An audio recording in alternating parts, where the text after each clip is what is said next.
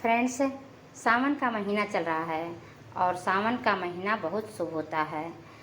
यह हमें नई शुरुआत करने का अवसर देता है और सकारात्मक भावों से भर देता है। चलिए मैं आपको एक कहानी के माध्यम से बताती हूँ ये सावन का महीना कितना शुभ और कितना अच्छा है। सावन का महीना था, चारों तरफ हरियाली छाई हुई थी। ऐसे में शिवा अपने छोटे से गांव में उदास बैठा था। हर साल की तरह इस साल भी उसकी फसल अच्छी नहीं हुई थी और गरीबी ने उसे पूरी तरह से घेर रखा था। उसके दोस्त उसे सलाह देते कि वह शहर जाकर नौकरी ढूंढे, लेकिन शिवा का मन अपने खेतों में ही लगा रहता था। उसे लगता था कि कहीं ना कहीं कुछ तो कमी है जो उसकी मेहनत को रंग नहीं ला पा रही है। पहला सावन का सोमवार आया। गांव के सभी लोग शिव मंदिर की ओर जा रहे थे। शिवा भी धीरे धीरे उनके साथ हो लिया। मंदिर में भीड़ थी और भजन कीर्तन हो रहे थे। शिवा ने आंखें बंद की और मन ही मन शिव जी से प्रार्थना करने लगा, हे भोलेनाथ, मुझे रास्ता दिखाओ, मैं बहुत निराश हूँ। तभी उसे एक आवाज़ सुनाई दी, बेटा, मेहनत कभी व्यर्थ नहीं जाती, बस दिशा सही होनी चाहिए। शिवा ने आंखें खोली और देखा कि मंदिर के पुजारी मुस्कुराते हुए उसे देख रहे थे। पुजारी ने शिवा को अपने पास बुलाया और कहा, तुम्हारी परेशानी मैं समझता हूँ। इस सावन में हर सोमवार को तुम शिव जी को जल चढ़ाने के बाद अपने खेत में जाकर मिट्टी को हाथ में लेना और सोचना कि तुम उसे कैसे बेहतर बना सकते हो। सिर्फ सोचना नहीं, बल्कि एक छोटा सा बदलाव भी करना।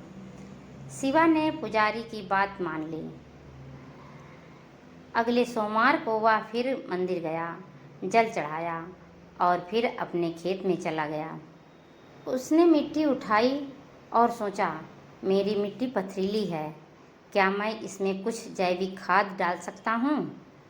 उसी दिन उसने गांव के एक किसान से थोड़ी जैविक खाद के बारे में जानकारी ली। तीसरा सोमवार आया।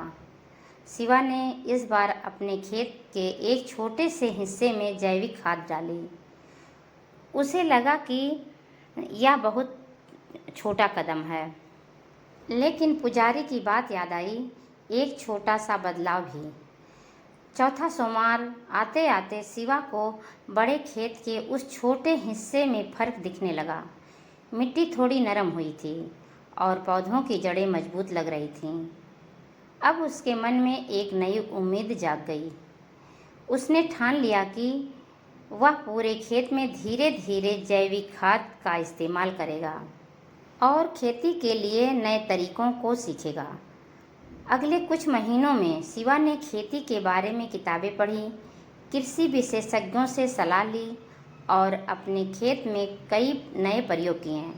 उसकी मेहनत और लगन रंग लाई। अगली फसल पहले से कहीं बेहतर हुई और शिवा के घर में खुशहाली लौट आई।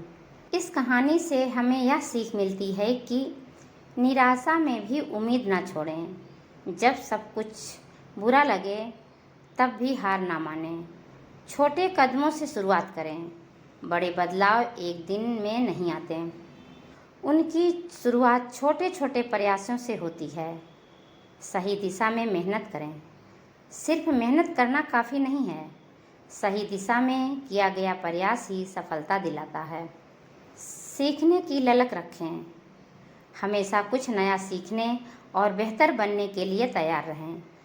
सावन का हर सोमवार हमें एक नई शुरुआत करने और अपने जीवन में सकारात्मक बदलाव लाने का अवसर देता है।